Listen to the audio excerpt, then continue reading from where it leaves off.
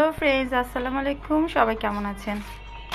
আমার ছেলে আজকে ঘরে হোম টেস্ট দিচ্ছে, ইংলিশ পরীক্ষা দিচ্ছে। কি করছো বাবা তুমি? ইংলিশ পরীক্ষা দিচ্ছি। ও এক্সাম দিচ্ছি। ও এক্সাম দিচ্ছ? তোমার পরীক্ষা কতটুকু হয়েছে? পরীক্ষা শেষ হয়ে গেছে। শেষ হয়ে গেছে? আচ্ছা, আর একটু টাইম আছে কত? এখন হাফ টাইম, আধা ঘন্টা আছে না? ভালোই তো। আচ্ছা,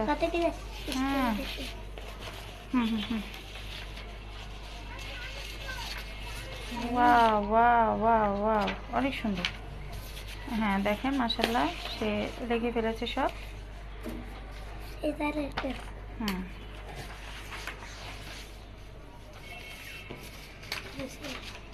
দেখেন আমার এটা হচ্ছে লাস্ট। ও লাস্ট কোয়েশ্চেন। আচ্ছা লেখো। তোর পরীক্ষা 1 তারিখ ডিসেম্বরের। আপনারা সবাই ওর জন্য দোয়া করবেন। আজকে পরীক্ষা দিচ্ছে বাসায়। আজকে স্কুল বন্ধ, কালকে আবার খোলা আছে। তো চেষ্টা করছি ওর পরীক্ষাটা নিতে। মাশাআল্লাহ, মোটামুটি সাকসেসফুল, মানে আগাইছে ভালোই। এখন বাকিটুকু আল্লাহর ইচ্ছা, সবাই ওর জন্য দোয়া করবেন। তো যেটা বলতে যাচ্ছিলাম সেটা হচ্ছে যে আমরা মারা এত ব্যস্ত থাকি, মানে এই যে এক্সাম চলে আসছে, এবং যাদের 2-3টা করে বাচ্চা, আমার তো একটা বাচ্চা, সেই হিসেবে একটু কম। যাদের 2-3টা বাচ্চা, তাদের যে কি ঝামেলা।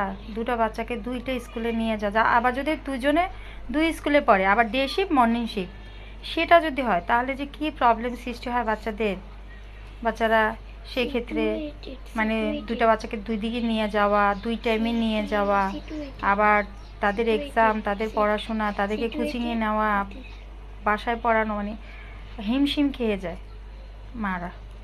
তা আমাদের মাদের তো ব্যস্ততার শেষ নেই। যাদের ছোট বাচ্চা তাদের তো কথাই নেই। বড় হলেও ব্যস্ততা, সব কিছুতেই ব্যস্ততা। ব্যস্ততা আসলে কখনোই কমে না, জীবনের শুরু থেকেই ব্যস্ততা শুরু হয়, তারপর শেষ হয়। এইদিকে আমার মাছ রান্না হচ্ছে, মাছ হয়ে গেছে প্রায়। তারপর হচ্ছে ডাল করতেছি আর পাতাকপি ভাজি। আজকে বেশি একটা ঝামেলা করতেছি না, কারণ বাচ্চাটা পরীক্ষা দিচ্ছে, বাচ্চাটাকে একটু সময় দিচ্ছি। এখনও রান্না শেষ করতে পারিনি, প্রায় 2:30 বেজে গেছে, এখনও রান্না শেষ হয়নি। আমি শেষ করার চেষ্টা করতেছি। বারবার এসে দেখতেছি ও কি লিখতেছে, কি পরীক্ষা দিচ্ছে।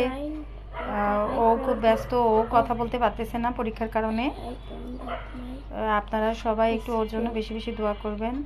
সবাই তো সাইফকে চেনেন, তো সাইফ তুমি সবার কাছে একটু দোয়া চেয়ে নাও। সবাই আমার জন্য দোয়া করবেন, আমিও আপনাদের জন্য দোয়া করবো ইনশাল্লাহ। আজকে আমি পরীক্ষা দিচ্ছি বাসায়, সবাই আমার জন্য দোয়া করবেন।